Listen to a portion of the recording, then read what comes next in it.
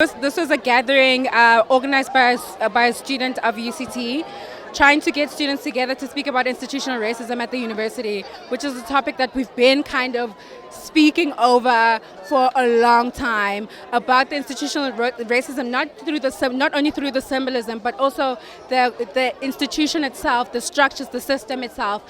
So this was a gathering for students to air out their grievances, but also to have a way forward instead of just talking again. The statue of Cecil John Rhodes, I do think the statue should come down. But I only think it is a symbolic gesture, but it only marks the beginning of some deeper structural changes that need to happen at UCT. Whenever students talk about race on campus, we are met by silence. Every single time. I've been at this institution, this is my 5th year now. I've never had an instance, never in my entire life, have I had an instance where race discussions on campus were met by management favorably, where management came back and said, "We hear your views. This is what we're going to do about it."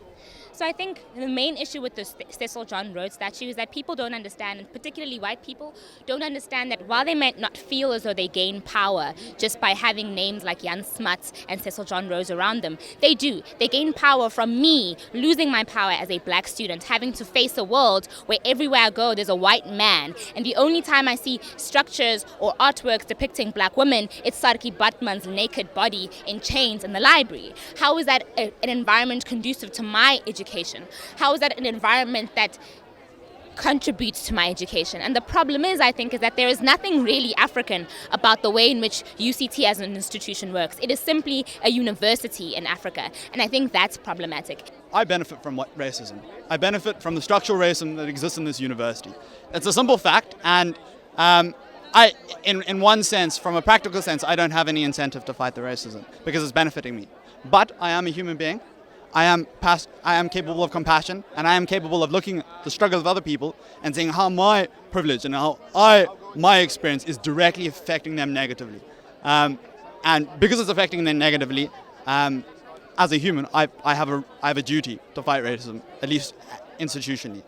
Well, I think it has to be said that it wasn't necessarily a collective decision, but it's a decision that was supported by students, because I think it was a symbolism of how dehumanizing the statue is for black students at the university, and how it was almost equating the poo to the feeling that UCT students have to deal with on a daily basis by passing the statue, by coming into the institution, by seeing art around the university that reduces the pure existence and the bodies of black students at the university. We got all these views. We're going to compile this into a document, and we're going to send it to I was about to say the Vice Chancellor or the Chancellor, the Chair of Council, as well as Graça Machel.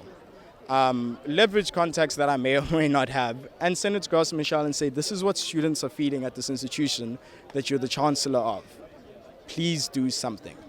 In retrospect, the statue is a minute issue compared to what we need to deal with. I think pulling down the statue will kind of prompt a range of other issues that need to be dealt with in the institution. So that's why we need to start there, so we can kind of bring it in with the rest of the issues in the institution.